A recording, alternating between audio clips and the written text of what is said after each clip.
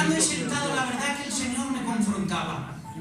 Y me mostraba un versículo que aparece en el libro de Efesios, muy conocido por todos, en el que el versículo desea una iglesia limpia, pura, santa, sin mancha, y ahora dice, y sin arruga. Y yo le decía al Señor, ¿cómo pretendes que vayamos planchados ante su presencia si en este tiempo todavía no se había inventado la plancha? Pero el Señor me contestaba y me hacía entender que la santidad que uno tiene dentro de sí no depende de ningún agente externo, ni de nada que nos rodee, sino que la santidad tiene que brotar, tiene que emanar, porque no somos fuentes, somos estanques de santidad. Por eso dice el apóstol San Pablo en la Biblia, dice, no contamina lo que entra, dice, sino lo que sale. ¿Por qué? Porque la santidad no depende de agentes externos, sino que es un resultado que se encuentra en el interior. Amén. La santidad es el reflejo de nuestra vida.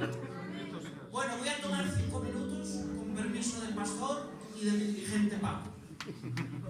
En el Evangelio de San Juan, en el capítulo 19, del 23 al 24, dice: cuando los soldados hubieron crucificado a Jesús, tomaron sus vestidos e hicieron 4 partes, una para cada soldado.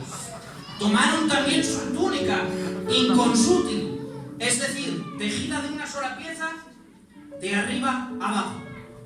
Para que se cumpliera lo establecido, se quedaron mis vestidos y echaron a suertes mi túnica.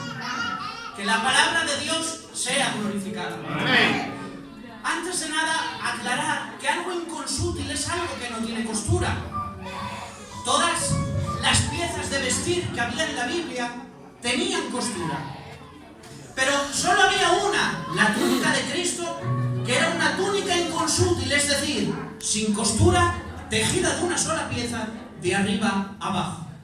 Muchos han atribuido que esta costura representa las vestimentas sacerdotales, pero en el libro de Éxodo leemos que la vestimenta sacerdotal tenía que ser tejida. Otros han atribuido que la túnica inconsútil de Cristo debía representar la iglesia, y es cierto. La iglesia debería ser una iglesia inconsútil, sin costuras, sin fisuras, una sola, para uno solo y con un mismo propósito. Pero ya acabo rápidamente, hay un detalle que me rompía. Y es que cuando Adán y Eva comieron del fruto prohibido, dice la Biblia, y tejieron hojas de higuera. La costura es un símbolo de pecado. ¿Por qué? Porque fue la solución que buscó el hombre para tapar su pecado, para tapar su desnudez, para tapar su vergüenza, para tapar su conciencia. La costura es un símbolo de pecado. ¿Por qué? Porque no se inventó para unir, sino para tapar. Por eso no se puede agenciar la túnica inconsútil de Cristo a la unión de la iglesia. No, porque fue para tapar, no fue para unir. ¿Qué quiere decir la túnica inconsútil de Cristo? ¿Qué mensaje guarda la Escritura? Muy sencillo. Que cuando todos los hombres del Antiguo Testamento se levantaban y se vestían con sus túnicas llenas de costuras, porque tenían cosas que tapar, cosas de las que avergonzarse, tenían motivos por los que arrepentirse, pero se levantaba el Señor por la mañana y se vestía con su túnica sin costuras, porque Él no tiene nada que tapar, Él no tiene nada que avergonzarse, Él no tiene nada de lo que arrepentirse. Y cuando el Señor se ponía en el medio del pueblo y le veían, dirían: ¿quién es este que viste sin costuras?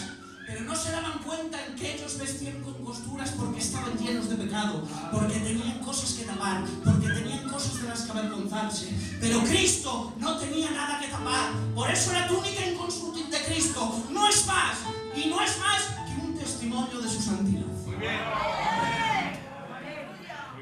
Sin costura quiere decir que era una sanidad unigénita, que no era cortada, ni era amparada, sino que era una santidad única, continua, siempre. Por eso dice la Biblia que 4 seres vivientes están alrededor de Él diciéndole: santo, santo, santo.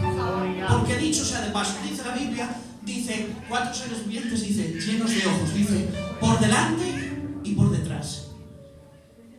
Por desgracia, la palabra dice esto porque hay gente como yo, que somos delante pero que no somos detrás, que somos de día pero que no somos de noche, que somos en lo público pero que no somos en lo privado. Pero la palabra dice llenos de ojos por delante y por detrás, dando a entender